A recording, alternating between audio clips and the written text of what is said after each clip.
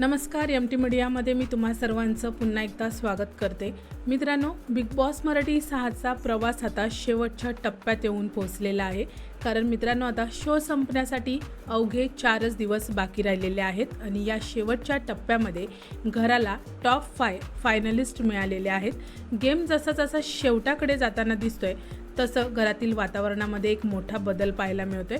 मित्रांनो, आजचा एपिसोड संपल्यानंतर उद्याच्या एपिसोडचा प्रोमो समोर आलेला आहे आणि प्रोमोमध्ये खूप वेगळं आणि भावनिक दृश्य पाहायला मिळतंय.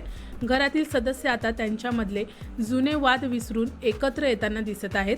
अनुश्री घरातील सर्व सदस्यांना साखर वाटताना दिसते आणि सगळ्यात खास म्हणजे विशाल आणि राकेश यांच्यामध्ये आधी मोठे वाद झाले होते, ते दोघेही आता एकमेकांना गळाभेट करताना दिसत आहेत. म्हणजेच मित्रांनो, शेवटच्या दिवसांमध्ये नात्यांना पुन्हा एकदा नवा अर्थ मिळताना दिसतोय.